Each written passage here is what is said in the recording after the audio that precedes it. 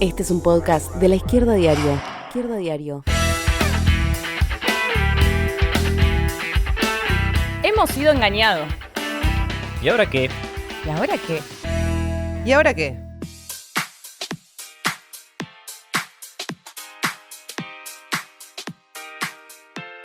Bienvenidos a este episodio número 3 de Hemos sido engañados. ¿Y ahora qué? Yo soy Leo Améndola. Yo soy Jessica Alcaño. Y hoy nos toca un tema que se está discutiendo bastante. Sí, se está discutiendo bastante. Un nuevo capítulo de la interna del Frente de Todos, y esta vez que fue desatado por la construcción del gasoducto Néstor Kirchner, que es para transportar el gas que se extrae en Vaca Muerta, ¿no? Hay mucho que se discutió los últimos días, declaraciones en on, en off, renuncias, posibles judicializaciones, pero hoy en este episodio nos queremos tratar de concentrar en ver qué hay de fondo, ¿no? De toda esta pelea que se ve por arriba, por qué se coló el gasoducto Itechín en la disputa del gobierno, y también pensar qué implicancias tiene para la Argentina la construcción del gasoducto, ¿no?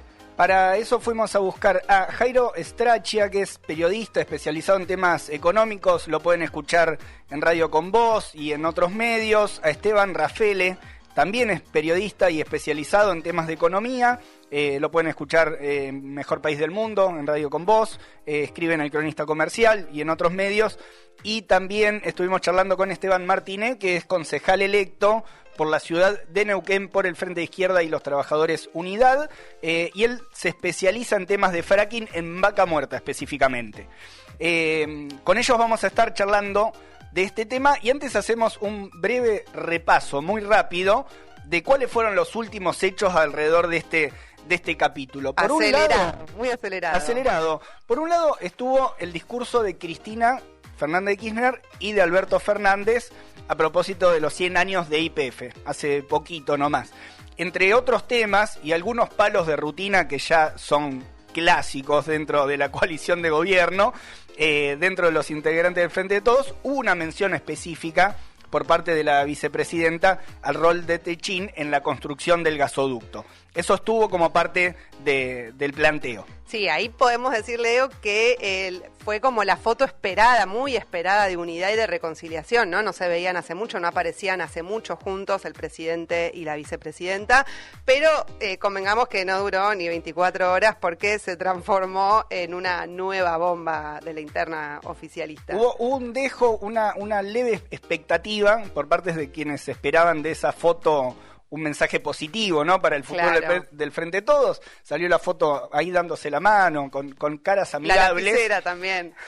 Y se habló de la lapicera. Pero bueno, es cierto que duró poco. Después del discurso de Cristina, de este acto, se filtró al día siguiente un WhatsApp, un mensaje en off, el famoso apareció el off, digamos, en esta suerte de mensajes que se hacen llegar a la prensa, adjudicado al equipo de Matías Culfas, del ex ministro de Producción en este momento, y muy rápidamente surgió también una desmentida de sectores que responden a la vicepresidenta, ¿bien? Sectores que responden al kirchnerismo y que están al frente de lo que es Energía Argentina. Que es la ex Enarsa, ex IEASA. Que es la ex Enarsa, y salieron directamente a desmentir y a tirarse contra estos planteos que habían salido en el off de Matías Culfas. Hecho siguiente, Alberto Fernández le pide la renuncia a Culfas. Cae una de las principales piezas del equipo económico de Alberto, sí. Era uno de los aliados más importantes en el terreno económico del presidente, y otra novedad, ¿quién llega? Daniel Scioli, llega rápidamente desde la Embajada de Brasil, es designado por el presidente, y bueno, a intentar también poner paños fríos, algunos dicen una pieza más de acuerdo. Se discutió mucho durante el sábado, además fue esto, se discutió mucho de quién iba a salir ganando de esta interna, pero bueno, dejamos respecto de este aspecto los hechos, y nos queremos concentrar en lo que está viniendo detrás, que es un proyecto en el cual hay puesta, por un lado, muchas expectativas El gasoducto. En el gasoducto Néstor Kirchner hay puesta muchas expectativas por parte de quienes lo vienen promoviendo como una posibilidad de que al país se pueda desacoplar un poco de las tensiones internacionales que hay también en el terreno de los precios de la energía que están golpeando duramente. Y hay muchos que ven un negoción. Hemos sido engañados. Hemos sido engañados. ¿Y ahora qué? ¿Y ahora qué?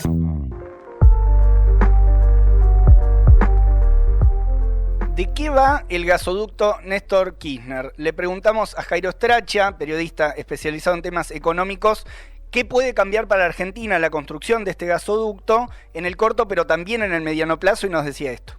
Este gasoducto es la chance de quien lo haga, pero para la Argentina en general, de poder aprovechar el abundante gas que existe en el yacimiento de Vaca Muerta para el consumo doméstico, de manera tal de reemplazar importaciones de ese fluido y eventualmente, si se llega a armar una planta de licuefacción que lo transforme en líquido para transportarlo en barco, puede ser también la vía de exportación a los mercados del mundo. Por decirlo rápidamente, este gasoducto, que ahora está supuestamente en marcha en una primera etapa de Tratayén en Neuquén a Saliqueló en provincia de Buenos Aires, sería la mitad lo que se está hablando, la otra mitad se tiene que hacer después, pero este gasoducto podría ser el comienzo de un importante cambio en la balanza de divisas energéticas, porque dejarías de importar en un principio y podrías llegar a exportar más tarde. Hay que pensar que hoy Argentina está logrando sacar el gas de Vaca Muerta a $3 de costo y el mundo lo está pagando ahora más de $20 y lo ha pagado más todavía. O sea que hay una chance de hacer una gran diferencia también en materia de exportación. En ese contexto,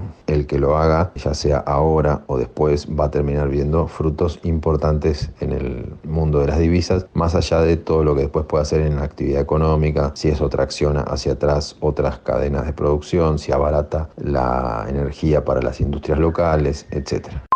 El mundo de las divisas, dame dólares. Acá Jairo Stracha ya nos introduce en una de las claves que está en el fondo de toda la discusión que atraviesa este debate sobre el gasoducto, porque además no olvidemos que Argentina está atravesada por el acuerdo con el FMI y que tiene un montón de metas fiscales para poder cumplir con esas revisiones trimestrales, poder hacer esa devolución de ese préstamo, de una deuda ilegal que se legitimó. Entonces acá tenemos el tema de las divisas, tiene que ver con dos cuestiones, como decía Jairo: reducir las importaciones del gas en invierno, que se pagan en dólares y hoy están muy encarecidas por la guerra en Ucrania, y prepararse a futuro, digamos, para ser exportador de gas, ¿no? Que bueno, ahí hace falta otra inversión, que es otra. Una etapa 2. Una etapa 2, lo que dice la planta de licuefacción, ¿no? Que es lo que podría llevar el gas a Europa, ¿no? Ahora, tengamos en cuenta el gas, eso, fuente para generar energía, y un dato que no podemos sacar de este debate es que la extracción de ese gas en Vaca Muerta se hace con el método del fracking. El tema es que el gas que se saca de Vaca Muerta en las condiciones actuales no se puede almacenar ni llevar muy lejos. Por eso este gasoducto viene a intentar resolver ese problema uniendo con caños desde Vaca Muerta hasta la provincia de Buenos Aires en una primera etapa, como decía Jairo, que esa es la que está en discusión hoy, ¿no? Con toda la intervención de Cristina Fernández, la licitación de Techín y demás. Porque después hay otra parte que es para extender hasta la provincia, al sur de la provincia de Santa Fe, que es la que daría la posibilidad para exportar excedente de gas a Brasil y a Chile, ¿no? Pero eso para eso falta, ¿no? La primera parte es la que llega hasta la provincia de Buenos Aires. El tema es que esta primera parte de la licitación es la que estuvo en el discurso de Cristina y que luego motivó la renuncia de Culfas, que tiene que ver con las licitaciones, ¿no? Porque hasta ahora lo que se licitó es quién va a proveer los caños para hacer este gasoducto. Esa ya la ganó Techín, ya la tiene, digamos, ¿no? Y está la discusión de que para poder hacer esos caños tiene que importar las chapas desde Brasil, que es una empresa filial, digamos, de este mismo grupo de Paolo Roca. Y a esto es lo que se refirió Cristina Fernández en su discurso, porque de alguna manera decía, bueno, si te vas a quedar con la licitación, deja algo, digamos, ¿no? Acá en la Argentina. ¿Por qué no se producen las chapas acá en la Argentina? Sí, ahí estuvo mencionado también por un lado que es un sector, después hay que ver la consecuencia de esas palabras o la inconsecuencia de esas palabras en el discurso de Cristina, digo, porque efectivamente Techin viene ganando mucho, una multinacional que viene ganando mucho, y además en este hecho específico de la construcción del gasoducto Néstor Kirchner hay varios elementos que son muy beneficiosos para la empresa. Vos mencionabas lo de los dólares, por ejemplo, el gobierno, a través del Banco Central, o sea, el Estado Nacional a través del Banco Central, autorizó, por ejemplo, la compra de dólares a precio oficial, muy baratos, o sea, pensá que si tenés que salir a comprar dólares con un sueldo bajo, lo tenés que comprar a 200 pesos o alrededor de eso. Con dólar oficial, Techin se está autocomprando los caños que vienen de su filial en Brasil. Las chapas. Las chapas para analizar acá los caños acá. Así que desde ese punto de vista también negocio redondo para la T, como le llaman. Claro. Bueno, y el viernes en el acto por los 100 años de YPF, ese mismo día más temprano se había hecho el llamado a la licitación pública, pero de la obra civil. Hasta ahora se sabe que está interesado Techin, de Paolo Roca, de nuevo. Qué casualidad. Y SACDE de Pampa Energía, que es propiedad de Marcelo Mindlin. Y un dato más sobre Techin, ¿no? Porque, bueno, caños, obra civil y también Techin extrae gas de vaca muerta que con su petrolera Tecpetrol. Entonces está como en toda la cadena del negocio, ¿no? La privatización de la industria siderúrgica está un poco también en la base de este esquema, ¿no? Vemos los beneficios a los que acceden estas empresas con una ubicación muy, muy beneficiosa para ellas, y ahí hay una historia atrás, hay una historia de privatizaciones. Uno de esos capítulos lo encontramos allá en los años 90, en plena avanzada privatizadora. Techin se queda con Somisa, por ejemplo, que fue una empresa siderúrgica estatal que había sido creada en el año 47, inaugurada en el año 60, y era un emblema de la industria nacional siderúrgica. ¿Quién se queda con esta importante siderúrgica que había tenido un empuje estatal? Bueno, Techin. Claro, parte de ese proceso es porque tiene una posición tan dominante hoy en todo en el rubro, digamos, total, ¿no? Total. Bien, bueno, tenemos el tema de los OFF y el ON de Culfas. El problema es que sembró muchas dudas sobre la licitación, ¿no?, que se hizo con Techin. Están todas las miradas puestas ahí, y lo que hizo fue responsabilizar al cristinismo, ¿no?, que está a cargo de las licitaciones del gasoducto, porque al frente de Energía Argentina, la ex Enarsa, está Agustín Jerez, que responde directamente a la vicepresidenta. Esta Energía Argentina se ocupa, digamos, de la compra del gas natural, su comercialización a nivel local, y también, bueno, de la ejecución de todas las obras que tienen que ver con la energía. Por eso, por este tema le consultamos también a Jairo Stracha, especializado en temas económicos, si hay algo de cierto en lo que señalaba el OFF de Culfas sobre una licitación a la medida de Techin para el gasoducto, o si había otras posibilidades para adquirir esas chapas que están en cuestión. A mí no me consta que haya un arreglo en la licitación para favorecer a Techin en los términos de un proceso amañado. Lo que ocurre es que el contexto de urgencia en hacer el gasoducto, más el hecho de que hay una sola planta en Argentina que hace los caños, en este caso sin costura en Campana y con costura para este gasoducto en Valentín Alsina, y que cualquier estado intentaría que su industria ponga a trabajar, como en este caso 300 operarios que están sin producir nada, terminan construyendo un escenario donde el único beneficiario puede ser Techin, lo cual, como dijo el titular de la UOM, puede ser que el único que esté en condiciones de hacerlo sea Techin, sin que eso signifique que sea una licitación amañada, y tal vez estemos ante ese escenario, porque la única competencia podría ser la competencia china, que en este caso no se presentó, que en otros casos puede ser protegida si interviene el Estado por precio de dumping, y también habría que preguntarse si, siendo un Estado que quiere promover su industria, está más dispuesto a bajar costos trayendo importación china o a dárselo a la única empresa que lo hace, con operarios acá que encima estaban sin producir.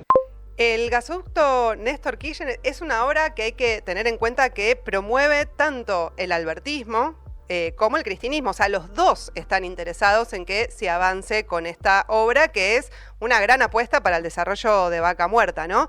Entonces ahí surge un poco la duda de por qué Cristina Fernández, que también está interesada en que avance esta obra, metió como el dedo en la llaga ahí con el tema de la licitación y el grupo Techín. Bueno, vamos a ver qué opina Esteban Raffaele de este tema. Decíamos, él es también periodista y se especializa también en temas de economía. Y le preguntamos cuál creía que fue el objetivo de Cristina Fernández de Kirchner de apuntar a la licitación con Techín por el gasoducto en el discurso del viernes. Me parece que Cristina no quiso apuntar directamente a la licitación y al papel de Techín en esa licitación, sino que en esta manera que tiene ella en marcar siempre lo que le falta al gobierno de Alberto Fernández, buscaba marcar cuál debería ser para ella el próximo paso, que es, como ella dijo, que esta chapa que se fabrica en Brasil pasa a fabricarse en Argentina porque va a haber más gasoductos para erigir. Lo dijo de una manera en la que parece meterse con la licitación puntualmente, y eso es lo que motiva la respuesta de Culfas, diciendo que esa licitación la manejó Enarsa, que es una empresa cuyos directivos responden a la vicepresidenta. Por eso, en la carta de desmentida de IEASA o Enarsa a Culfas, defienden cada coma de la licitación, y eso termina con ella validando ese pliego de licitación, pero a su vez marcando de nuevo lo que falta. Bueno, ahí pasaba Esteban Raffaele con una visión de por qué Cristina dijo lo que dijo en el discurso. Primero, hay algo que queda claro, que es que este discurso y las derivaciones posteriores está teniendo un impacto político en el Frente de Todos, más que claro. Primero, por lo que decíamos antes, se fue Culfas, que era uno de los alfiles en el equipo económico de gobierno, e incluso al margen de los análisis de superficie que hubo respecto de ese discurso, de si Alberto usa la lapicera, no la usa, si la usa bien, o sea, todas las gestualidades que fueron analizadas, o sea, después esto está derivando en un impacto político para el gobierno. Incluso en otros episodios que de paso recomendamos para que escuchen, ya habíamos hablado de que todo esto también se procesa en el terreno de la carrera hacia el 2023, y esto es muy difícil, digamos, que no tenga un impacto, sí, mayor. Muchos ven como Alberto más debilitado porque va perdiendo cada vez más a sus ministros de más confianza, ¿no? Entonces, algunos dicen, bueno, ¿por qué se terminan yendo los propios de Alberto? Los funcionarios cristinistas se la pasan tirando misiles y están todos en su lugarcito. Me pareció interesante lo que plantea Esteban Raffaele respecto a que hace un poco al modus operandi, ¿no? El cristinismo también, ¿no? Que es cuestionar algunos aspectos del rumbo, pero después terminar avalando, ¿no? O sea, que es algo que ya vimos en otras oportunidades, como por ejemplo el acuerdo con el FMI, digamos. O sea, se separaron del acuerdo, pero permitieron, o sea, no obstaculizaron para nada que eso avance. Lo mismo ahora con el aumento de las tarifas, también se ubican cuestionando, pero termina avanzando. Entonces, bueno, es un poco, digamos, un nuevo capítulo de este intento de separación, me parece, de Cristina, y que hay que tener en claro que igualmente ellos tienen un peso importante en el área de energía, ¿no? Todos los que responden a la vicepresidenta. Y después creo que hay una extraña forma como de pedirle, en el discurso de Cristina, una extraña forma de pedirle a Paolo Roca que sea un poco burguesía nacional, ¿no? Con esto de que haga las chapas acá en Argentina y demás. Lo cual, digo, es una multinacional, es de origen nacional, pero que sabemos que tiene muchísimos mecanismos para la fuga y la evasión. De hecho, tiene todas como distintas capas de empresas que terminan en Luxemburgo. Bueno, de hecho, en el discurso de Cristina Fernández aparecía esta idea de que, o sea, había que no sentarse como amigos, ¿no? Había que sentarse con otro tono, con otra decisión ante Paolo Roca, pero lo que surgió después en estos días y se está discutiendo, por ejemplo, otras actitudes que hubo respecto de Roca y de Techín en construcciones similares en otros momentos donde también gobernaba el kirchnerismo. Ahí en algunos portales surgió y se recapituló sobre lo que pasó en el 2009, por ejemplo, con el gasoducto transmagallánico que impulsó la gestión de Cristina Fernández de Kirchner, con Techint de por medio, y eso no generó ningún ruido en aquel momento. Exactamente. Bueno, todo este nuevo capítulo igualmente de la interna cielo abierto del Frente de Todos puede tener mayor impacto no solo en la política, sino también en la justicia, ¿no? Y hasta en el propio desarrollo del gasoducto que tanto les interesa a los dos sectores de la coalición.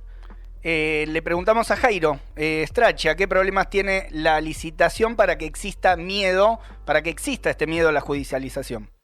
El temor a la judicialización tiene varias capas de problemas. Uno es que en Argentina cualquier licitación siempre se hace a un precio y el contrato de la obra de la que se trate termina siendo actualizado varias veces por el proceso inflacionario, y las empresas que suelen ganar la licitación le incluyen también a los precios y a las actualizaciones de esos precios por inflación también un plus ante la chance de que le vas a pagar tarde, y se protegen así de la inflación, lo cual termina siendo una pelota que, vista de afuera por cualquier eventual denunciante, es una invitación a presentarse en tribunales porque un proceso que se hizo en una licitación, un contrato que decía 10, se termina pagando por 50. Hay momentos en distintas obras, imagínate una obra para hacer un gasoducto, donde puede haber hechos puntuales, una inundación de una zanja, donde el contratista te dice hay que desagotar esa zanja y hay que gastar X más, y ahí el adjudicatario, el que había firmado el contrato, tiene que tomar la decisión si valida esos costos extras, y esos son otra invitación a que seas denunciado. Y en un contexto donde el gasoducto se llama Néstor Kirchner y es una bandera del gobierno, más lo que pasó ahora respecto de las dudas que el propio OFF que circula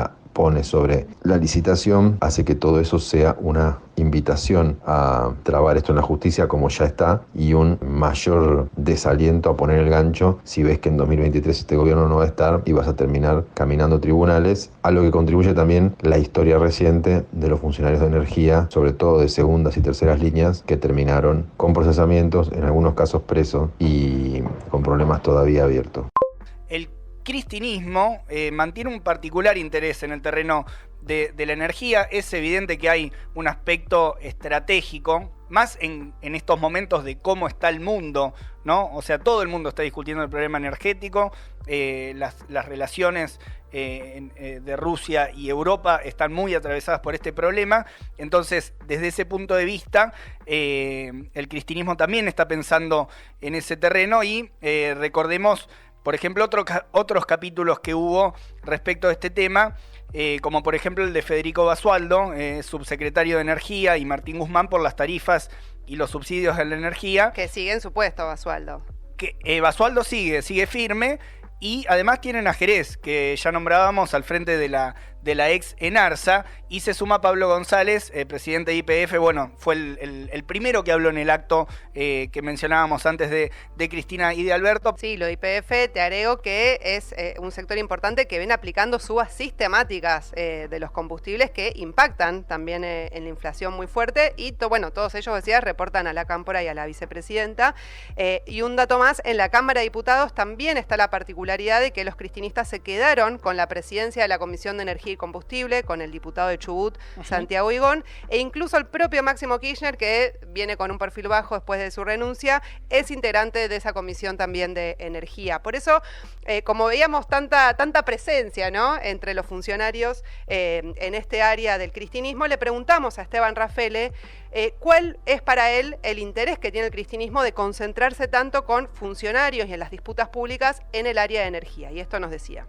La política energética es un tema muy sensible para la construcción del propio relato de Cristina. Para ella, todo lo que hizo entre 2013 y 2015, pero sobre todo entre 2011 y 2015, vinculado a la cuestión de los subsidios a la energía, estuvo bien, a pesar de que pesaba cada vez más, tanto en la balanza comercial como en el resultado fiscal, lo que gastaba el país, por un lado para importar energía y por otro lado para subsidiar a las familias y a los consumos de las empresas también. Por eso ella sigue defendiendo esa política, y ella critica cada vez que desde otros sectores del gobierno, sobre todo Martín Guzmán o Matías Culfas, trataban de salir de ese esquema al cual está volviendo la Argentina, que es el de la energía ultra barata, pero demasiado costosa para el Estado y con la implicancia que tiene ese costo en el equilibrio fiscal por un lado y en la balanza comercial por el otro, porque la Argentina tiene que importar muchísima energía para poder responder a esa demanda creciente, tanto desde la producción como desde las familias, y no tiene los recursos para hacerlo. Creo que pasa por ahí la defensa que hace Cristina de la gestión en materia de energía de su gobierno y la contraposición con lo que quieren hacer desde el albertismo, llamémoslo, que es emprolijar un poco las cuentas, que la energía sea barata en términos reales, o sea que aumente por debajo de la inflación, pero que aumente y no que los precios queden congelados y que lo que siga aumentando sea el rojo fiscal por un lado y el déficit energético por el otro. Bueno, ahí pasaba Esteban Rafele creo que el modelo de tarifas subsidiadas que defiende Cristina Fernández tiene que ver con que cuando vos tenés servicios públicos baratos, también es una forma de abaratar la mano de obra y de esa forma se actúa también como un subsidio a otras ramas, a distintas ramas productivas que beneficia a los grandes empresarios, ¿no?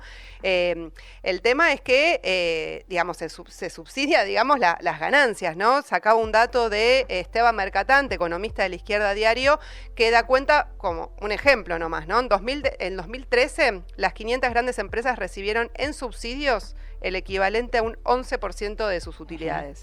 Bueno, ahí en el ida y vuelta del Frente de Todos, en última instancia lo que vemos también es cómo se pone y se jerarquiza un debate respecto de recursos estratégicos del país.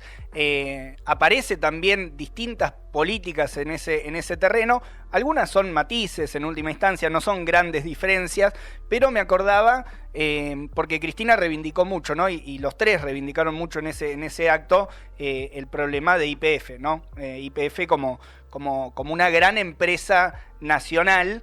Pero recordaba que al año siguiente de que el gobierno de Cristina Fernández compra las acciones, el 51% de las acciones a Repsol, a un precio, o sea, Repsol sale beneficiada de esa compra, pero al año siguiente Cristina Fernández Kirchner firma el acuerdo con Chevron. Chevron es la cuarta petrolera en el ranking de las petroleras mundiales, y esto fue en el año 2013, ¿no? Es un acuerdo que le da sustento y que comienza la explotación de Vaca Muerta, que vos mencionabas cuáles son las características de esa explotación, y bueno, es el acuerdo con el cual se comienza a explotar el fracking, consumando una gran entrega de recursos estratégicos, donde esta multinacional tiene absoluta injerencia. Incluso en aquel acuerdo hay que recordar que hubo cláusulas secretas. Eso fue denunciado por todos los sectores que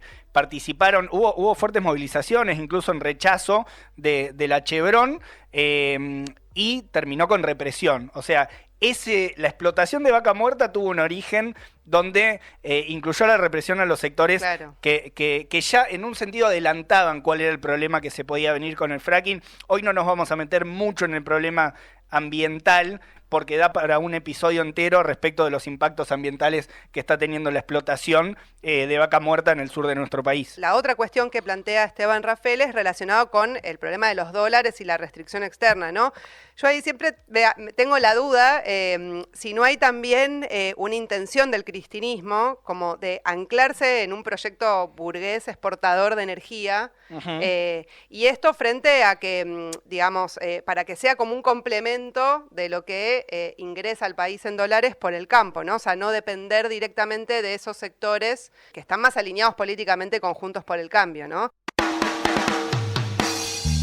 Hemos sido engañados. Hemos sido engañados. ¿Y ahora qué? ¿Y ahora qué? Este es un podcast de La Izquierda Diario.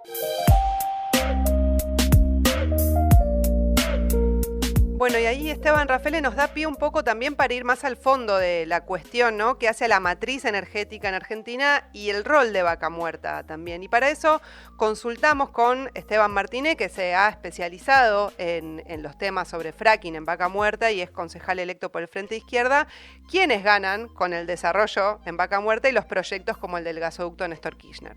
El gasoducto es reclamado por las empresas petroleras desde hace años, especialmente desde que justamente la empresa petrolera del grupo Techin, Tecpetrol, batiera récord de producción de gas extraído de la formación no convencional Vaca Muerta gracias al subsidio millonario que creó la resolución 46 del entonces ministro de Energía Juan José Aranguren. Del total de ese subsidio millonario de la era Macri, Tecpetrol se quedó con más del 50% y de hecho esa es una de las razones principales por las cuales ganó terreno en la industria hidrocarburífera en detrimento de YPF. El gasoducto es reclamado por las distintas empresas para superar el cuello de botella que impide el aumento de la producción de gas natural en un contexto en el que viene batiendo récord tanto la producción de petróleo como de gas no convencional con la técnica del fracking en Vaca Muerta. Pero no es Tecpetrol la única empresa que se beneficiaría, ni la única empresa que se está beneficiando con todas las políticas que viene implementando el gobierno del Frente de Todos desde que asumió para beneficiar a las petroleras. Sin ir más lejos, el 24 de mayo en la Casa Rosada fueron a aplaudir la liberación del cepo, la disponibilidad de divisas para una porción de la producción incremental de petróleo y de gas. Pan American Energy, Total Energy,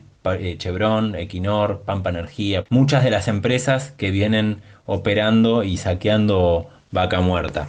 Bueno, hay evidentemente un beneficio.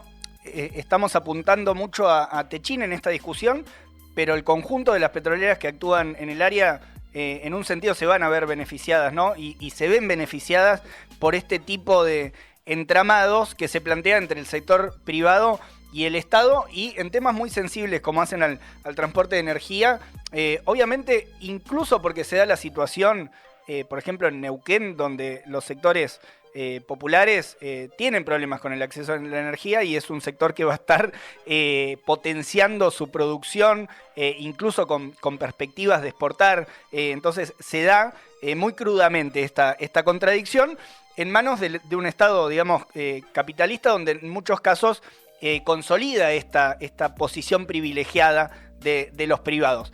Tal es así que fue el propio Julio De Vido, que fue ministro de Obras Públicas en su momento durante la administración kirchnerista, un tipo muy cercano que conoce mucho el entramado de negocios, que dijo que si en los 90 las joyas de la abuela habían sido las empresas públicas, hoy es la explotación de gas, un nuevo recurso, una posibilidad de saqueo muy importante que se plantea para los estados y para las privadas. Sí, lo que me quedaba pensando, Leo, de lo que abre Esteban, es que el rol del Estado actuando casi como proveedor para generar las condiciones de negocios, ¿no? O sea, claro, es una inversión enorme que va a hacer el Estado y, digamos, si es necesario avanzar en infraestructura, que incluya también otras cuestiones, ¿no? Para mejorar las condiciones de vida de la población, el acceso a la energía y demás, pero el problema es que es un financiamiento público para hacer un gasoducto que va a tener una explotación y un uso privado y una apropiación privada de todas las ganancias que se reditúe de eso.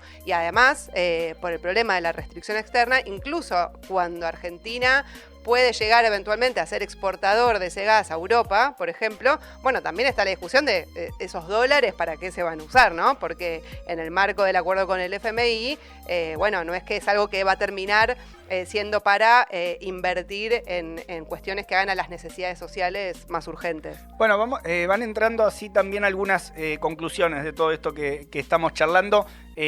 Ahí apuntabas al tema de la ganancia privada, ¿no? Pero también hay otro terreno, que es el problema del impacto ambiental. Esteban Martinello viene siguiendo de cerca también a eso ahí en Vaca Muerta y le preguntamos qué consecuencias se puede prever que tenga todo este desarrollo y todo este proyecto desde el punto de vista ambiental. El gasoducto no está pensado en función de resolver las necesidades de las grandes mayorías populares, ni de resolver el acceso a la energía de las familias trabajadoras. De hecho, tuvimos la triste noticia, lamentablemente es una constante todos los inviernos, del fallecimiento de una mujer y su hija en una toma en Neuquén, justamente por no tener acceso a la red de gas natural. Bueno, la política del gasoducto no tiene que ver con esas necesidades, sino con las necesidades que tienen las empresas petroleras de aumentar las exportaciones para conseguir dólares que terminan fugando a sus casas matrices en el exterior o a paraísos fiscales. hay un récord del que no hablan y que pudimos sacar a la luz a partir de un pedido de informes que hizo nuestro compañero diputado provincial en Neuquén del PTS en el Frente de Izquierda y en un trabajo conjunto con el Observatorio Petrolero Sur, que es el récord de los incidentes ambientales. Pudimos comprobar que el año pasado, 2021, hubo al menos 5,6 incidentes ambientales por día, duplicando la cantidad de incidentes que ocurría en el año 2017, derrames de crudo, fugas de gases, derrames de agua contaminada con productos químicos y demás. Todos estos problemas, con el nuevo umbral de saqueo que habilita el gasoducto, se van a profundizar. Creo que es bastante gráfico esta situación en la provincia de Neuquén, donde hay familias que no tienen viviendas acordes, están en viviendas precarias y que no tienen acceso al gas. En la provincia donde está Vaca Muerta, creo que un poco lo que muestra es que aumentar la producción de este gas por la vía del fracking es que se profundice toda esa realidad de desigualdad también, donde recordaba un poco, la escuchaba Miriam Bregman el otro día hablar de el modo factoría, ¿no? Que ella lo usaba para decir, bueno, es un modo de producción que se centra en extraer el máximo beneficio de un solo producto hasta que se termine esa posibilidad y que después de eso te queda tierra arrasada con pobreza en la mayoría de la población, de donde es como una cosa de depredación, ¿no? Y que es algo que vimos en Argentina también con todo el proceso de sojización del campo, digamos, porque era muy redituable, que bueno, destruye los suelos y demás, y es difícil recuperarlo después. Entonces creo que, digamos, hay que poner en cuestión, digamos, no solo las internas y que se pelean y renuncia de acá, de allá, sino que implica también como saqueo, ¿no? Seguir avanzando y profundizar la producción de gas con el fracking en Vaca Muerta. Y agrego a esto, digamos, ¿no? Que el problema de la restricción externa que menciona Esteban, se piensa, digamos, en términos de cómo conseguir más dólares por la vía de reducir las importaciones o por convertirse en exportador. Es que en realidad, digamos, lo que hace a la decadencia del capitalismo argentino en las últimas décadas es justamente que los dólares se van por múltiples lugares, ¿no? Se va en los pagos de servicios de deuda, se va en lo que llevan las empresas a sus filiales, a sus casas matrices, se va con la fuga de capitales, digamos, y esto es una constante de los sucesivos gobiernos en los últimos años. Agrego en este terreno, digo, hay una parte que es el problema más estructural de los recursos estratégicos, ¿no? Que estamos viendo cómo los manejan, quienes hoy manejan esos recursos, pero después creo que todo este capítulo, todo este episodio grafica algo más, que es que las debilidades que están atravesando, en este caso al Frente de Todos, y quizás más también a las coaliciones de gobierno en general, también permiten que surja este debate a la luz, quizás con el tono de la interna y todo lo pone en un lugar de discusión que si fuera una situación, digamos, de mayor normalidad política, menos tensión y todo, quizás se debatiría menos. Eso por un lado, y otro que efectivamente está afectando políticamente al Frente de Todos. Sale una pieza clave del equipo económico de Alberto Fernández, y bueno, habrá que ver cómo eso se reacomoda también en los tiempos que vienen. Todavía no está dicho incluso cuál va a ser la política, cuánto de continuidad, cuánto de quiebre con esta política en manos de Daniel Scioli al frente del Ministerio de Producción. Sí se puede adelantar un poco de que no se ven muchos cambios por delante, que más bien se apuntará a una continuidad. Además, recordemos que estuvo haciendo buenas migas y generando buenas relaciones con Jair Bolsonaro en Brasil, Daniel Scioli, así que viene con esa expertise, con esa experiencia a hacerse cargo de lo que deja Culfas. Bien, y para pensar también sobre este debate del problema de la energía, también le preguntamos a Esteban, bueno, ¿qué posibilidades de pensar otras alternativas hay, ¿no? En cuanto a esta matriz energética. El problema es que la política energética está pensada en función de garantizar la ganancia empresaria y no de las necesidades de la mayoría o del cuidado del ambiente, ¿no? Si uno corriera la ganancia de la ecuación, sería absolutamente irracional seguir apostando a la producción de combustibles fósiles mientras existe un consenso científico a nivel mundial alrededor de que son los principales responsables del calentamiento global, ¿no? Si uno corriera la ganancia, habría que pensar en la estatización de toda la industria energética bajo control de sus trabajadores y trabajadoras, de profesionales de universidades públicas, de comunidades afectadas por la producción de energía, como por ejemplo las comunidades del pueblo nación mapuche, pero no para seguir haciendo fracking, sino para superar esas técnicas destructivas del ambiente y de la naturaleza e iniciar una transición para desfosilizar la matriz energética, que en Argentina tiene un gran predominio de los combustibles fósiles. En particular, la producción de energía eléctrica consume más de un 50% de gas natural. Entonces, con una empresa estatal, con control de la comunidad, se podría iniciar una transición, y esa transición desde ya que debería estar relacionada con medidas de eficiencia energética en las principales industrias, planes de viviendas para la eficiencia energética en los hogares, la estatización del transporte para reducir la movilidad individual y el consumo de combustibles líquidos. Bueno, ahí Esteban habla de terminar con esta lógica de la ganancia sobre servicios esenciales que no deberían ser un negocio, y que esto tiene, o sea, que implica romper con un esquema que se sostiene con las privatizaciones de los 90 que continuaron y con una extranjerización que fue creciendo, digamos, desde esas décadas. Sí, quedan puntas para pensar alternativas, de una estructura que no es cuestionada, esto hay que decirlo, no es cuestionada por ninguna de las lapiceras que han actuado en el último tiempo. Ni de la oposición mucho menos, ¿no? Tampoco Juntos por el Cambio quiere hacerlo más privado, más negocios, más extranjeros. Ninguna voz crítica. Bueno, hasta aquí nuestro episodio número 3 de Hemos sido engañados, ¿y ahora qué?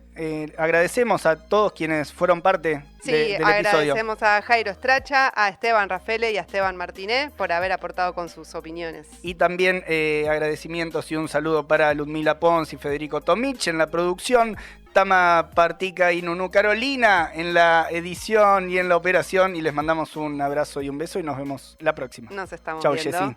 Nos vemos, Leo. Esto fue un podcast de La Izquierda Diario.